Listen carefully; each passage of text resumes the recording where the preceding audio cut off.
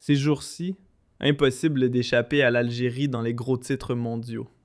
Subitement, le pays devient la superstar du gaz, appelé à combler le vide laissé par le Qatar, dont les livraisons vers l'Europe sont suspendues. Une valeur sûre, disent certains, sur laquelle tout le monde veut miser. Giorgia Meloni posera bientôt le pied à Alger, et le ministre espagnol des Affaires étrangères n'est pas loin derrière. Partout en Europe, des dirigeants prennent leur téléphone pour discuter de l'Algérie, tandis que d'autres multiplient les compliments et les invitations diplomatiques. Même les experts, économistes renommés et gourous de l'énergie, semblent incapables de détourner le regard. L'Algérie donc ? Elle attire les appels et les regards admiratifs à la fois. L'Algérie, elle est évoquée. Mais est-elle vraiment la solution ? L'Algérie, grande gagnante depuis la guerre qui a été déclenchée contre l'Iran, est-ce une vérité ou une illusion ? Nous allons tenter de répondre à cette question au cours de cette émission. Salam alaikum. La presse internationale a effectivement parlé énormément de l'Algérie. Comme vous le voyez à l'écran, BFM, Business, Sud-Ouest, l'agence France Presse, Reuters, Bloomberg, des agences de presse internationales, des titres de la presse internationale, que ce soit la presse francophone, la presse française ou même la presse anglophone internationale.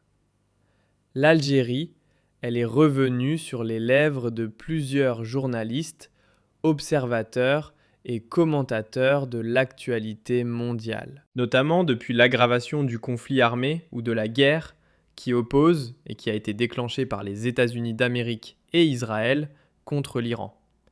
L'interruption de la livraison du gaz naturel liquéfié qatari aux pays européens, la fermeture du détroit d'Ormuz, l'augmentation hallucinante et affolante des prix du baril de pétrole et des prix du gaz sur le marché européen ont fait braquer tous les projecteurs sur l'Algérie. L'Algérie est un pays qui dispose de 2 gazoducs qui le relient au continent européen.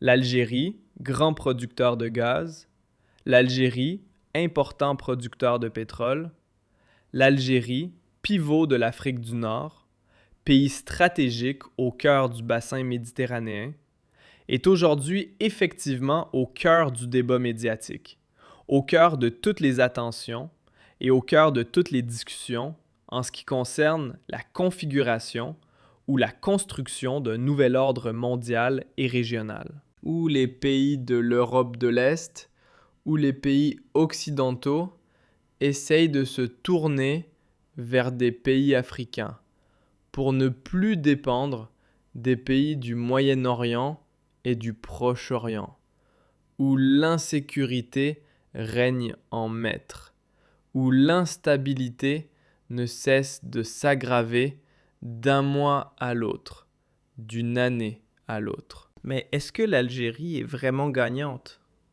Est-ce que l'Algérie est capable d'être une alternative sûre pour les besoins énergétiques des pays européens ? Est-ce que l'Algérie peut rester le partenaire politique et économique le plus fiable des pays européens dans la région de l'Afrique du Nord et de la région du Moyen-Orient et de l'Afrique du Nord ? D'abord, il faut savoir que l'Algérie n'est pas un pays gazier aussi stratégique et aussi important que le laissent entendre les experts. En tout cas, que le laissent entendre les médias internationaux, puisque les experts sérieux et expérimentés interrogés par ces médias internationaux disent ouvertement « Attention, il ne faut pas trop fantasmer sur la capacité de l'Algérie à fournir ou à sauver l'Europe et les pays occidentaux face à une crise énergétique qui risque d'être très aiguë et qui pourrait durer très longtemps. » Effectivement, l'Algérie occupe une place stratégique sur les échiquiers énergétiques mondiaux. Cela, c'est inévitable, incontestable et vrai. Les chiffres clés, d'ailleurs, placent l'Algérie parmi les plus grands pays producteurs de gaz. En 2024, l'Algérie a produit environ 94,7 milliards de mètres cubes de gaz naturel. Ce chiffre n'était pas une performance extraordinaire, puisqu'il y avait un recul de pratiquement 7% de la production de gaz en Algérie par rapport à l'année 2023, où la production nationale de gaz avait atteint 101,5 milliards de mètres cubes. En 2025, il y a une reprise, une augmentation de 4%, mais on reste toujours entre 100 et 105 milliards de mètres cubes. L'Algérie peut difficilement dépasser 105 milliards de mètres cubes, alors qu'auparavant, elle produisait plus de 130, voire même plus de 140 milliards de mètres cubes. La production de gaz de l'Algérie recule, mais elle demeure, au niveau mondial, classée au 10e rang mondial, au 10e rang des pays les plus grands producteurs de gaz naturel. Elle fait partie effectivement des cercles restreints des pays qui produisent plus de 100 milliards, ou du moins vers 100 milliards de mètres cubes par an, mais l'Algérie n'arrive pas à rivaliser avec d'autres grands pays producteurs de gaz, comme les États-Unis d'Amérique, qui produisent plus de 1000 milliards de mètres cubes, ou la Russie, qui produit plus de 630 milliards de mètres cubes. Au niveau africain, en revanche, l'Algérie est le premier pays producteur de gaz en Afrique, devançant l'Égypte et le Nigeria. Et au niveau arabe, elle se classe 3e pays producteur de gaz naturel, après le Qatar et l'Arabie Saoudite. Important, effectivement, l'Algérie est, bien avant le début de la guerre contre l'Iran, le 2e fournisseur de gaz de l'Europe par pipeline après la Norvège, remplaçant une partie des volumes de gaz russe. Et sa capacité d'exportation via les gazoducs sous forme de gaz naturel ou en utilisant le gaz naturel liquéfié fait de l'Algérie un partenaire indispensable pour la sécurité énergétique européenne. Cela, c'est une vérité. Maintenant, est-ce que l'Algérie a davantage profité de la conjoncture internationale qui s'est installée ou qui a été instaurée à la suite de la guerre lancée contre l'Iran? La réponse sincère et honnête, oui. L'Algérie, pour le moment, à court terme en tout cas, profite énormément de cette conjoncture. La preuve, c'est pas un jackpot pour le moment. C'est pas un jackpot, mais l'Algérie profite. C'est une petite aubaine pour le moment. C'est une opportunité, une petite aubaine que l'Algérie doit exploiter à 100%. Alors, pourquoi ? La guerre a débuté le 28 février 2026 par des frappes aériennes conjointes, rappelez-vous, des États-Unis d'Amérique et d'Israël contre l'Iran. Cela a créé un véritable choc mondial qui s'est traduit par une crise économique importante. L'Algérie donc en profite. Pourquoi ? Parce qu'au niveau du gaz, l'Europe a été privée de volumes importants de gaz, notamment du Qatar, et de certains volumes de pétrole provenant des pays du Golfe qui ne peuvent pas exporter ou même produire parce que leurs installations énergétiques ont été attaquées ou parce que le détroit d'Ormuz est fermé et leurs navires, les navires qui transportent leurs hydrocarbures, sont menacés et attaqués. Donc l'Algérie en a profité. Les exportations de gaz naturel liquéfié algérien ont bondi de 22% à jusqu'à 29% durant les premières semaines de mars 2026. On est passé de 265 000 tonnes fin février 2026 à plus de 462 000 tonnes à la mi-mars 2026, vers l'Espagne, vers la France, vers le Royaume-Uni et vers les Pays-Bas. Les exportations algériennes, y compris vers l'Italie, sont en train d'augmenter significativement. on parle d'augmentation de 22 à 29% en moyenne. Alors que, si l'on compare une semaine à une autre, nous l'avons déjà mentionné dans une émission récemment diffusée, nous avons même observé des augmentations de 50 à plus de 74%. Donc, l'Algérie, en matière d'exportation de gaz naturel liquéfié, exploite activement cette opportunité. C'est pour cela que des médias français et internationaux ont parlé récemment, de manière explicite, de grands bénéfices et de l'Algérie parmi les grands gagnants, voire même de jackpot pour l'Algérie et la Libye. L'Algérie, donc, a réussi à rediriger une partie de ses cargaisons vers des pays arabes du Golfe touchés, comme l'Égypte, la Jordanie, etc. À moyen terme, l'Algérie souhaite investir 50 à 60 milliards de dollars en termes d'exploration et de modernisation de sa production de gaz. Et avec ces 2 gazoducs, l'atout de l'Algérie est que les gazoducs sont en sous-mer. Ils ne peuvent pas être bombardés par les avions, ils peuvent seulement être sabotés par certains moyens, par des sous-marins, par des navires, etc. Mais, en cas de guerre, contrairement au Qatar qui ne possède aucun gazoduc le reliant à ses clients, l'Algérie, elle, dispose de 2 gazoducs, voire 3. Le Maghreb Europe, qui a été fermé en octobre 2021 à la suite de la rupture des relations diplomatiques entre l'Algérie et le Maroc. Mais avec les 2 gazoducs que nous possédons, le Medgaz et le Trans-Méditerranéen Pipeline, nous avons déjà la capacité de vendre à l'Europe entre 43 et 45 milliards de mètres cubes de gaz, ce qui n'est pas rien. Cela fera de l'Algérie, cela a déjà fait de l'Algérie, et cela continuera à faire de l'Algérie un pays essentiel pour la diversification énergétique européenne. Mais c'est pas un exploit, c'est pas une nouveauté. L'Algérie a déjà été un pays important, et ce depuis le début de la guerre en Ukraine. Avec la Norvège, l'Algérie est le pays qui a le plus permis à l'Europe de s'émanciper un peu du gaz russe. Mais l'Algérie n'est pas le grand sauveur.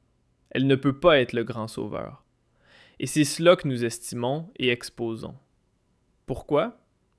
Parce que l'Algérie est exposée à des limites et à des risques.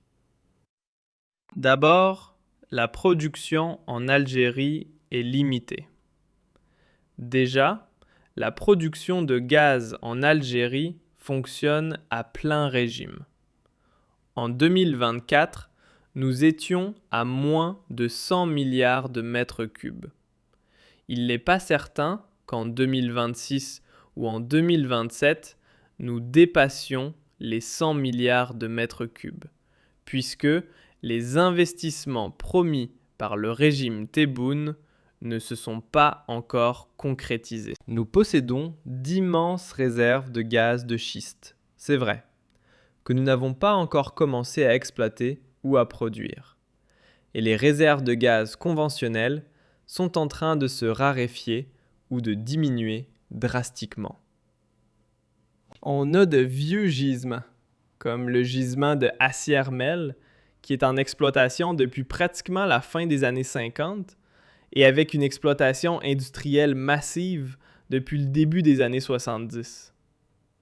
Donc, on constate un épuisement de nos réserves de gaz.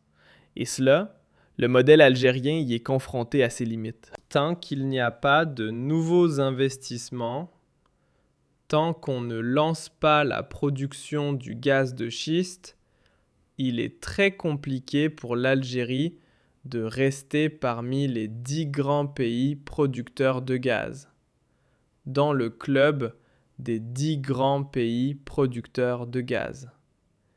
Et dans les 3 ou 4 années à venir, on pourrait facilement quitter ce classement, puisqu'on risque de produire moins de 100 milliards de mètres cubes. Le régime Tebboune a promis de doubler la production. Mais comment peut-on doubler la production en exploitant les mêmes réserves, sans nouvelles découvertes et sans lancer le gaz de schiste. Donc, le régime Tebboune est en train de faire du buzz, de faire du populisme, à défaut d'avoir une stratégie de gouvernance et d'investissement concrète, fiable et profitable au pays. Il existe aussi des dimensions géopolitiques et diplomatiques. L'Algérie, parfois, a un problème. Elle n'est pas toujours stable dans ses relations avec les pays occidentaux. Parfois, elle adopte une posture anti-occidentale. Parfois, elle diabolise un peu l'Occident. Parfois, elle essaie d'être très proche de la Chine et de la Russie. Puis, elle s'éloigne de la Chine et de la Russie et tente de se rapprocher de l'Occident. Mais ce n'est pas un pays perçu comme étant pro-occidental. Donc, l'Occident et les pays européens ne pourront pas continuer longtemps à miser sur l'Algérie, en raison de certaines divergences diplomatiques et politiques. L'Algérie ne reconnaît pas Israël, par exemple, a refusé de normaliser ses relations avec Israël, et elle défend parfois des pays qui sont anti-occidentaux et qui pratiquent une politique anti-occidentale. Même si le régime Tebboune, depuis l'arrivée de Donald Trump au pouvoir, a radicalement changé son discours souverainiste et anti-impérialiste, il n'en demeure pas moins que l'Algérie n'est pas un pays qui respecte les cadres de pensée ou la doctrine diplomatique occidentale. Il est donc fort probable que les pays occidentaux réfléchiront à 2 reprises avant de vouloir dépendre de l'Algérie comme ils ont dépendu de la Russie, ou comme ils avaient une dépendance vis-à-vis du Qatar. Le Qatar, par exemple, est un pays beaucoup plus ami de l'Occident que l'Algérie. L'Algérie a encore quelques problèmes politiques. La crise avec la France, comme on le voit, a duré plus d'1 année et demie, pratiquement 2 ans maintenant. Elle n'a pas encore été résolue. Nous avons eu une crise diplomatique et politique violente avec l'Espagne à cause du dossier du Sahara occidental pendant 1 année et demie. Les relations avec d'autres puissances européennes, comme la Grande-Bretagne, sont superficielles, à l'exception de l'Italie et de l'Allemagne, avec lesquelles nous entretenons d'excellentes relations. Les autres pays européens sont soit superficiels, soit un peu froids, soit très instables. Donc, dire que l'Algérie est l'alternative et la solution pour les pays européens est faux. Malheureusement, c'est faux. L'Algérie n'est pas la solution aux problèmes énergétiques des pays européens. Elle peut constituer une partie importante de la réponse à court terme, particulièrement pour le gaz, grâce à sa proximité géographique, à ses pipelines sécurisés et à sa fiabilité. Mais elle ne peut ni remplacer à elle seule les volumes produits par le Qatar, par exemple, ou par les autres pays du Golfe, ni résoudre les vulnérabilités structurelles de l'Europe. Dépendance vis-à-vis des importations, stockage bas, transition énergétique encore incomplète. L'Algérie verra donc son rôle se renforcer durant cette crise actuelle. Mais elle en profite pour le moment et cela risque d'être à court terme. D'où le mot illusion que nous avons utilisé. L'Europe, qui est déjà en position fragile, avec des stocks de gaz à leur limite, très bas depuis 5 ans, voit les prix du gaz s'envoler de 30 à 35% en quelques jours. C'est donc pour cela qu'elle s'est tournée en urgence vers l'Algérie. Mais cela ne signifie pas que l'Europe va considérer l'Algérie comme une priorité, ou comme un fournisseur privilégié, ou qu'elle va la favoriser ou lui accorder un traitement de faveur. L'Algérie est devenue une priorité immédiate pour l'Italie, l'Espagne et d'autres pays européens. Mais cette priorité, encore une fois, peut changer radicalement, car les pays européens ne feront pas l'erreur de dépendre d'un seul fournisseur et n'hésiteront pas à diversifier leurs partenaires et leurs fournisseurs.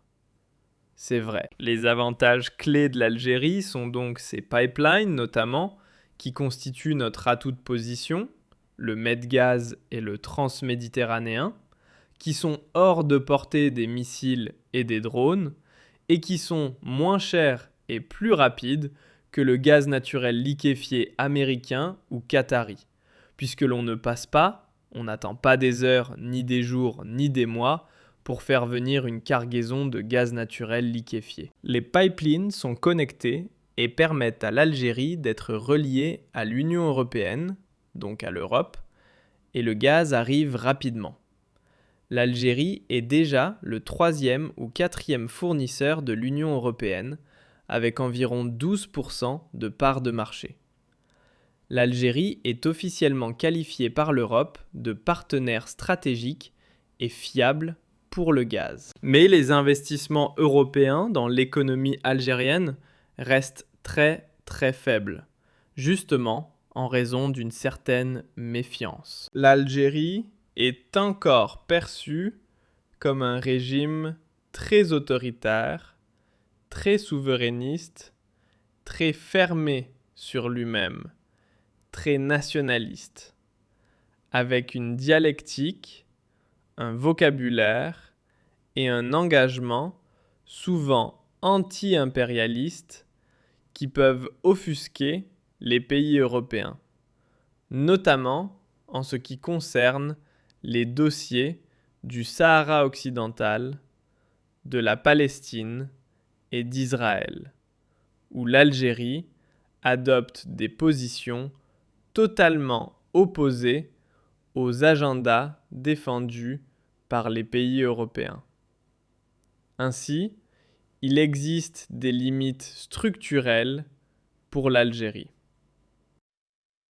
Nous avons une capacité saturée à court terme. Les pipelines, c'est vrai, fonctionnent déjà quasi à plein régime. Il y a peu ou très peu de marge supplémentaire significative pour pouvoir envoyer, donner ou fournir plus de gaz à l'Europe. L'Algérie ne peut pas compenser, à elle seule, comme je l'ai dit, les pertes qataries ou les perturbations dans le Golfe. Les experts parlent explicitement de limites structurelles, car la production algérienne risque d'être affaiblie significativement avec l'épuisement des réserves et l'augmentation de la consommation intérieure. 65% du gaz produit en Algérie est destiné à la consommation nationale. L'Algérie est un pays qui va dépasser dans 2 ans la barre des 50 millions d'habitants.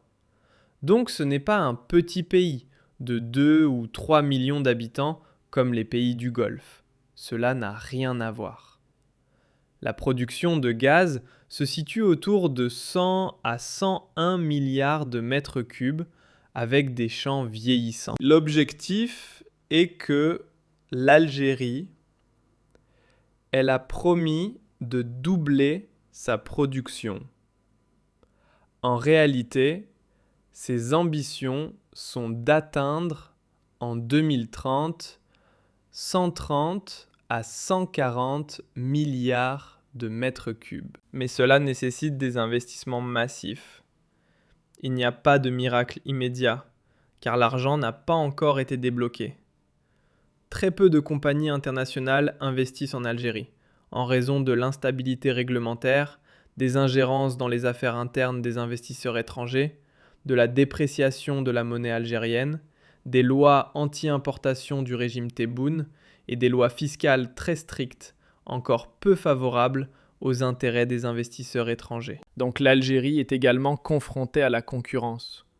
D'autres pays sont en train de rivaliser avec l'Algérie. La Libye est un pays qui possède des réserves plus vierges. Si la Libye se stabilise et est sécurisée, elle pourrait vendre et produire autant de gaz que l'Algérie, et elle produit déjà plus de pétrole. L'Algérie produit à peine 900 000 barils par jour. La Libye, elle, produit déjà 1 400 000 barils par jour. Il y a d'autres pays comme l'Azerbaïdjan, le Nigeria, la Malaisie, l'Australie et les États-Unis avec leur gaz de schiste. Donc, l'Algérie est confrontée à une concurrence de plus en plus ardue. Il existe également un problème de concurrence et de rapports économiques instables avec les pays de l'Union européenne. La Commission de l'Union européenne a longtemps dénoncé la politique anti-importation du régime algérien, la politique des subventions sociales qui défavorise les produits étrangers, ainsi que les allègements fiscaux qui ne sont pas promis et qui ne sont pas accessibles à toutes les entreprises européennes, etc. Ainsi, il existe un risque important pour l'Algérie à moyen terme. Le risque de ne pas pouvoir produire, de ne pas pouvoir exporter comme avant, de ne pas pouvoir maintenir sa production comme auparavant, et de ne pas pouvoir conserver son statut d'exportateur net alors que la consommation nationale augmente. La concurrence asiatique est de plus en plus importante.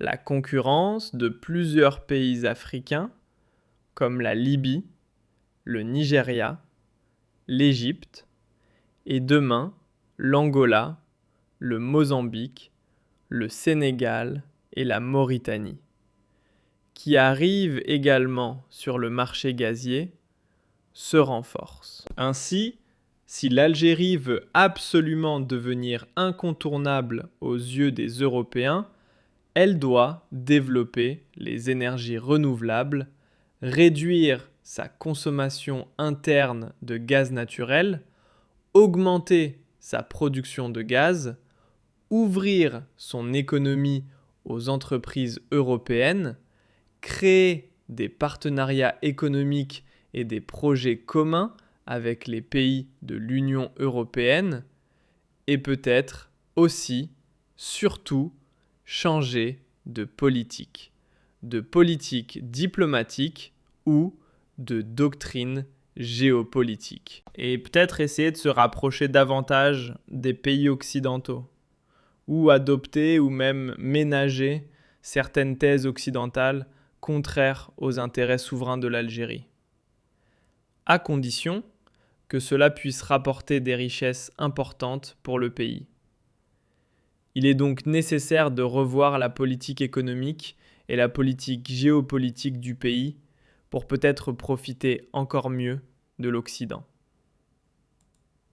Mais, pour le moment, l'Algérie reste une solution vers laquelle se tournent les pays européens, car ces derniers sont contraints de gérer les urgences à court terme. Alors, l'aubaine actuelle pour Alger est réelle, mais elle risque d'être temporaire et limitée par ses propres contraintes de production et par ses propres contraintes de choix politiques et économiques. L'économie algérienne est peu diversifiée. Le régime est, encore une fois comme je l'ai dit, très autoritaire et très instable. Les lois de finances changent. Le pays est très peu ouvert. L'Algérie n'a pas de bourse. Et les marchés algériens sont de plus en plus fermés aux investisseurs étrangers. Donc, ce qui va se passer pour l'Algérie dépendra de la durée du conflit et de la capacité des deux côtés à transformer cette crise en un partenariat plus profond et durable. Mais, pour qu'il y ait un partenariat réellement durable et profitable pour l'Algérie, il faudrait que l'Europe et l'Algérie s'engagent tous les deux de manière réciproque dans la construction de ce partenariat. L'Algérie ne peut pas se contenter de fermer son marché et son économie aux produits européens et aux entreprises européennes, en vendant uniquement du gaz et du pétrole. Elle ne peut pas se permettre de maintenir sa stratégie de bras de fer et de tension avec certains pays européens et de les prendre en chantage à cause du Maroc ou du dossier du Sahara occidental, tout en espérant conserver de bons rapports économiques avec eux. Cela ne peut pas fonctionner ainsi. Si l'Algérie veut construire un partenariat durable et devenir incontournable aux yeux de l'Occident, elle doit devenir pro-occidentale, s'ouvrir à l'Occident, s'occidentaliser dans certains aspects de sa gestion politique et économique, et accepter de faire des compromis en échange de richesses et d'une plus-value importante pour sa population et pour son économie.